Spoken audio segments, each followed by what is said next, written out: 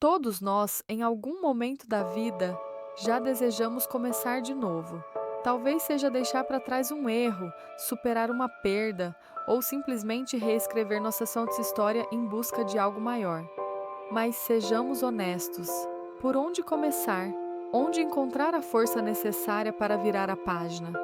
A boa notícia é que Deus nos oferece mais do que uma simples chance de recomeçar.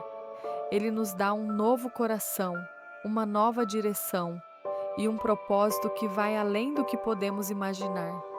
Hoje, vamos descobrir juntos o segredo de um verdadeiro novo começo, aquele que não depende das circunstâncias, mas de uma transformação que só Cristo pode realizar. Você está pronto para dar esse passo? Permaneça conosco até o final deste devocional e veja como Deus pode fazer algo novo em sua vida hoje mesmo. Recomeçar nem sempre é fácil. Muitas vezes somos assombrados pelos erros do passado, presos ao medo do futuro, ou até mesmo consumidos por dúvidas sobre nossa capacidade de mudar. Talvez você tenha pensado: já tentei antes e falhei. O que me garante que desta vez será diferente? A verdade é que, por conta própria, nossos esforços podem parecer insuficientes, mas o segredo para um novo começo não está em nós mesmos. Ele está em quem Deus é. A Bíblia nos mostra que Deus é especialista em recomeços. Ele transforma histórias quebradas, restaura o que parecia perdido e nos dá uma nova perspectiva sobre a vida. Um dos maiores obstáculos para recomeçar é o peso da culpa e da vergonha. Muitas vezes acreditamos que nossos erros nos definem e que não há como voltar atrás. Mas Deus não nos vê como o mundo nos vê. Ele nos chama pelo nome, nos lembra de quem somos para Ele e não do que fizemos no passado. Em Isaías 43, 1, Deus diz: Não temas, porque eu te remi. Chamei-te pelo teu nome, tu és meu. Você percebe o quanto isso é poderoso? Ele não nos trata como prisioneiros de nossos erros, mas como filhos amados, com valor e propósito. Quando entregamos nosso passado a Deus, Ele apaga nossas falhas e nos dá um novo nome, um novo começo. Para recomeçar, é essencial deixar o passado para trás. Isso não significa ignorar o que aconteceu, mas aprender com ele, entregar tudo a Deus e não carregar mais esses fardos. O apóstolo Paulo entendeu isso profundamente quando escreveu: Esquecendo-me das coisas que para trás ficam e avançando para as que estão diante de mim, prossigo para o alvo. Filipenses 3, versículos 13 a 14. Recomeçar é olhar para frente. É acreditar que Deus tem algo novo para você, mesmo quando tudo ao seu redor parece te puxar de volta. Pense em Pedro, o discípulo de Jesus. Ele negou a Cristo 3 vezes em um momento crucial, algo que poderia tê-lo marcado para sempre como um fracasso. Mas após a ressurreição, Jesus deu a Pedro uma nova chance, restaurando-o e confiando-lhe uma grande missão. O que isso nos ensina? Que o amor de Deus não apenas perdoa, ele restaura e transforma. Quando Deus nos chama para recomeçar, ele não nos deixa sozinhos no processo. Ele nos dá força, direção e coragem para avançar. Recomeçar com Deus significa confiar nos planos dele, mesmo quando não entendemos tudo. Em Jeremias 29:11, ele nos dá uma promessa maravilhosa. Eu é que sei que pensamentos tenho sobre vós, pensamentos de paz e não de mal, para vos dar um futuro e uma esperança. Muitas vezes queremos saber exatamente o que vai acontecer. Queremos garantias de que tudo dará certo, mas Deus nos convida a confiar nele, passo a passo. Ele é o nosso guia e nos conduz pelo caminho certo. Um novo começo não significa que o caminho será sempre fácil, mas significa que não estaremos sozinhos. Deus caminha conosco e usa cada situação, até mesmo os desafios, para moldar nosso caráter e nos aproximar dele. O maior segredo para um novo começo é Jesus. Ele é o caminho, a verdade e a vida. João 14:6. Ele não apenas nos oferece um recomeço, mas nos transforma por completo. Em 2 Coríntios 5:17, Lemos: assim que se alguém está em Cristo, nova criatura é. As coisas velhas já passaram, eis que tudo se fez novo. Essa é a essência do Evangelho. Jesus morreu e ressuscitou para nos dar vida nova. Quando nos entregamos a Ele, experimentamos um renascimento espiritual. Nosso passado é lavado pelo seu sangue e somos renovados pelo seu Espírito. Recomeçar com Jesus não é apenas sobre mudar de direção, mas sobre ter um coração transformado. Ele nos dá força para superar os medos, coragem para enfrentar os desafios e esperança para acreditar em um futuro melhor. Por fim, todo novo começo exige um passo de fé. Talvez você esteja se sentindo paralisado, com medo de falhar novamente. Mas lembre-se, Deus honra os passos de fé, por menores que sejam. Ele não espera que sejamos perfeitos, Ele espera que confiemos nele. Em Mateus 11, versículos 28 a 30, Jesus nos convida: vinde a mim, todos os que estáis cansados e oprimidos, e eu vos aliviarei. Tomai sobre vós o meu jugo e aprendei de mim, que sou manso e humilde de coração, e encontrareis descanso para as vossas almas. Este é o segredo de um novo começo: vir a Jesus. Quando colocamos nossa confiança nele, encontramos descanso, renovação e propósito. Recomeçar é possível porque Deus é o Deus dos recomeços. Ele não nos define pelo nosso passado, mas pelo propósito que tem para o nosso futuro. Hoje você pode dar o primeiro passo em direção a um novo começo. Confie em Jesus, entregue sua vida a Ele e deixe que a luz de Deus ilumine seu caminho. Lembre-se, não importa onde você esteve, com Jesus sempre há um novo começo esperando por você. Vamos orar. Pai amado, obrigado porque Tu és o Deus dos recomeços. Obrigado porque em Cristo temos a oportunidade de deixar o passado para trás e caminhar em novidade de vida. Senhor, sabemos que muitas vezes nos sentimos presos aos nossos erros, medos e fraquezas. Mas hoje queremos entregar tudo em Tuas mãos. Ajuda-nos a confiar nos Teus planos, mesmo quando não entendemos o caminho à nossa frente. Dá-nos coragem para avançar e sabedoria para seguir a Tua direção. Jesus, Tu és a nossa luz e a nossa esperança. Renova nossos corações e enche-nos com o Teu Espírito Santo. Que possamos experimentar a transformação que só Tu podes realizar e viver o novo que preparaste para nós. Nós te pedimos, Senhor, que possas guiar cada pessoa que ouve este devocional, que elas sintam o Teu amor, a Tua presença e o Teu poder, e que tenham a certeza de que contigo sempre há esperança para um novo começo. Toda a honra, toda a glória e todo louvor sejam dados a Ti, Senhor, agora e para sempre. Amém. Leitura bíblica, João 3. E havia entre os fariseus um homem chamado Nicodemos, príncipe dos judeus. Este foi ter de noite com Jesus e disse-lhe: Rabi, bem sabemos que és mestre, vindo de Deus, porque ninguém pode fazer estes sinais que tu fazes, se Deus não for com ele. Jesus respondeu e disse-lhe: na verdade te digo que aquele que não nascer de novo não pode ver o reino de Deus. Disse-lhe Nicodemos: como pode um homem nascer, sendo velho? Porventura, pode tornar a entrar no ventre de sua mãe e nascer?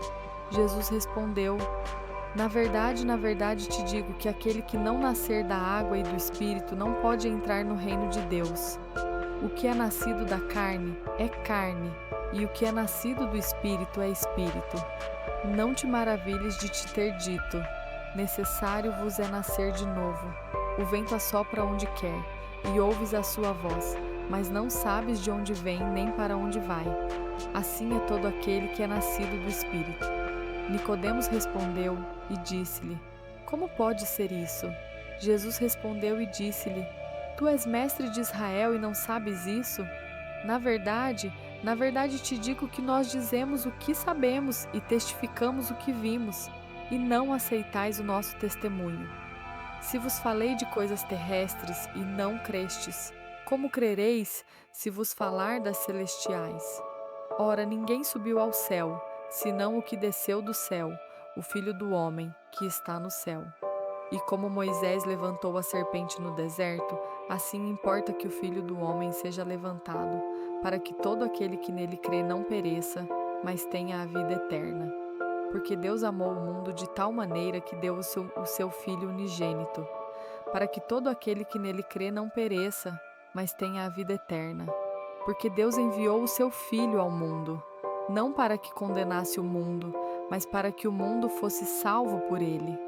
Quem crê nele não é condenado, mas quem não crê já está condenado, porquanto não crê no nome do unigênito Filho de Deus.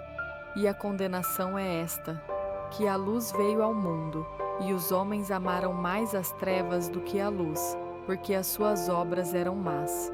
Porque todo aquele que faz o mal aborrece a luz e não vem para a luz, para que as suas obras não sejam reprovadas.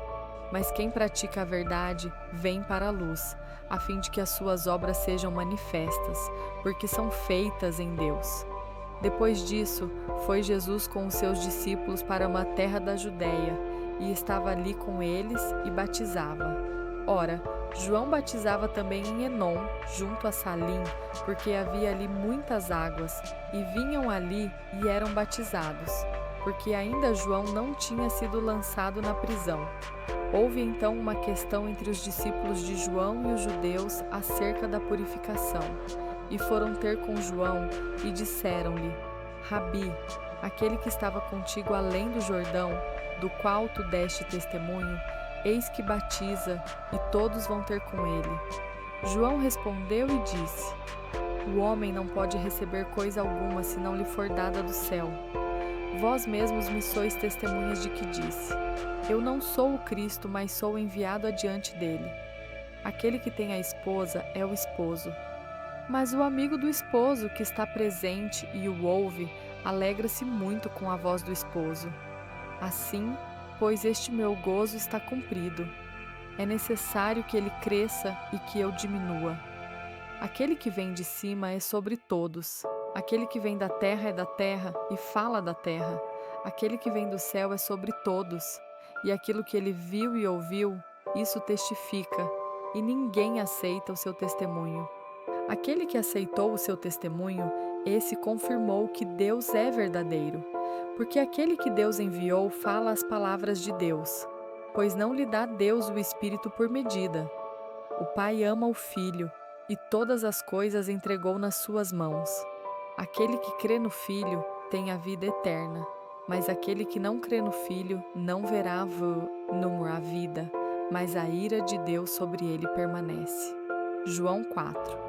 E quando o Senhor entendeu que os fariseus tinham ouvido o que Jesus fazia e batizava mais discípulos do que João, ainda que Jesus mesmo não batizava, mas os seus discípulos, deixou a Judéia e foi outra vez para a Galiléia, e era-lhe necessário passar por Samaria. Chegou, pois, a uma cidade de Samaria chamada Sicar, junto da herdade que Jacó tinha dado a seu filho José. E estava ali a fonte de Jacó. Jesus, pois, cansado do caminho, assentou-se assim junto da fonte. Era isso quase a hora sexta. Veio uma mulher de Samaria tirar água. Disse-lhe Jesus: Dá-me de beber, porque os seus discípulos tinham ido à cidade comprar comida. Disse-lhe, pois, a mulher samaritana: Como, sendo tu judeu, me pedes de beber a mim, que sou mulher samaritana? Porque os judeus não se comunicam com os samaritanos. Jesus respondeu e disse-lhe: Se tu conheceras o dom de Deus, e quem é o que te diz: Dá-me de beber, tu lhe pedirias, e ele te daria água viva. Disse-lhe a mulher: Senhor, tu não tens com que atirar, e o poço é fundo. Donde, pois, tens tu a água viva? És tu maior do que o nosso pai Jacó, que nos deu o poço, bebendo ele próprio dele, e os seus filhos, e o seu gado? Jesus respondeu e disse-lhe: Qualquer que beber desta água tornará a ter sede, mas aquele que beber da água que eu lhe der, nunca terá sede, porque a água que eu lhe der se fará nele uma fonte de água a jorrar para a vida eterna. Disse-lhe a mulher: Senhor, dá-me dessa água, para que não mais tenha sede, e não venha aqui tirá-la. Disse-lhe Jesus: Vai, chama o teu marido e vem cá. A mulher respondeu e disse: Não tenho marido. Disse-lhe Jesus: Disseste bem, não tenho marido, porque tiveste 5 maridos, e o que agora tens não é teu marido. Isso disseste com verdade. Disse-lhe a mulher: Senhor, vejo que és profeta. Nossos pais adoraram neste monte, e vós dizeis que é em Jerusalém o lugar onde se deve adorar. Disse-lhe Jesus: Mulher, crê-me que a hora vem em que nem neste monte nem em Jerusalém adorareis o Pai. Vós adorais o que não sabeis, nós adoramos o que sabemos, porque a salvação vem dos judeus. Mas a hora vem, e agora é, em que os verdadeiros adoradores adorarão o Pai em espírito e em verdade, porque o Pai procura a tais que assim o adorem. Deus é espírito, e importa que os que o adorem em espírito e em verdade. A mulher disse-lhe: Eu sei que o Messias, que se chama o Cristo, vem. Quando ele vier, nos anunciará tudo. Jesus disse-lhe: Eu o sou, eu que falo contigo. E nisso vieram os seus discípulos, e maravilharam-se de que estivesse falando com uma mulher. Todavia, nenhum lhe disse: Que perguntas? Ou, por que falas com ela? Deixou, pois, a mulher o seu cântaro e foi à cidade, e disse àqueles homens: Vinde, vede um homem que me disse tudo quanto tenho feito. Porventura não é este o Cristo? Saíram, pois, da cidade e foram ter com ele. E, entretanto, os seus discípulos lhe rogaram, dizendo: Rabi, come. Ele, porém, lhes disse: Uma comida tenho para comer, que vós não conheceis. Então os discípulos diziam uns aos outros: Trouxe-lhe porventura podindo alguém de comer? Jesus disse-lhes: A minha comida é fazer a vontade daquele que me enviou e realizar a sua obra. Não dizeis vós: Ainda há 4 meses até que venha a ceifa? Eis que eu vos digo: Levantai os vossos olhos e vede as terras, que já estão brancas para a ceifa. E o que ceifa recebe galardão, e ajunta fruto para fora a vida eterna, para que assim o que semeia como o que ceifa, ambos se regozijem. Porque nisto é verdadeiro o ditado: um é o que semeia e outro o que ceifa. Eu vos enviei a ceifar onde vós não trabalhastes. Outros trabalharam, e vós entrastes no seu trabalho. E muitos dos samaritanos daquela cidade creram nele, pela palavra da mulher, que testificou: Disse-me tudo quanto tenho feito. Indo, pois, ter com ele os samaritanos, rogaram-lhe que ficasse com eles. E ficou ali 2 dias. E muitos mais creram por causa da sua palavra, e diziam à mulher: Já não é pelo teu dito que cremos, porque nós mesmos o temos ouvido, e sabemos que este é verdadeiramente o Cristo, o Salvador do mundo. E 2 dias depois partiu dali e foi para na Galileia, porque Jesus mesmo testificou que um profeta não tem honra na sua própria pátria. Chegando, pois, a Galileia, os galileus o receberam, porque viram todas as coisas que fizera em Jerusalém no dia da festa, porque também eles tinham ido à festa. Segunda vez foi Jesus a Caná da Galileia, onde da água fizera vinho. E havia ali um régulo cujo filho estava enfermo em Cafarnaum. Ouvindo este que Jesus vinha da Judeia para na Galileia, foi ter com ele e rogou-lhe que descesse e curasse seu filho, porque já estava à morte. Então Jesus lhe disse: Se não virdes sinais e milagres, não crereis. Disse-lhe o régulo: Senhor, desce antes que meu filho morra. Disse-lhe Jesus: Vai, o teu filho vive. E o homem creu na palavra que Jesus lhe disse e partiu. E descendo ele logo, saíram-lhe ao encontro os seus servos e lhe anunciaram, dizendo: O teu filho vive. Perguntou-lhes, pois, a que hora se achara melhor. E disseram-lhe: Ontem às 7 horas a febre o deixou. Entendeu, pois, o pai que era aquela hora em que Jesus lhe dissera: O teu filho vive. E creu ele e toda a sua casa. Jesus fez este segundo milagre quando ia da Judeia para a Galileia, Que mensagem abençoada acabamos de compartilhar. Se você foi tocado por essa palavra, não deixe de curtir este vídeo, compartilhar com seus amigos e familiares e se inscrever no canal. Assim, você nos ajuda a alcançar mais vidas com a palavra de Deus e a crescer juntos nessa caminhada de fé. Toda a honra e toda a glória sejam dadas a Deus. Que Ele continue guiando e abençoando a sua vida. Amém. Até o próximo devocional.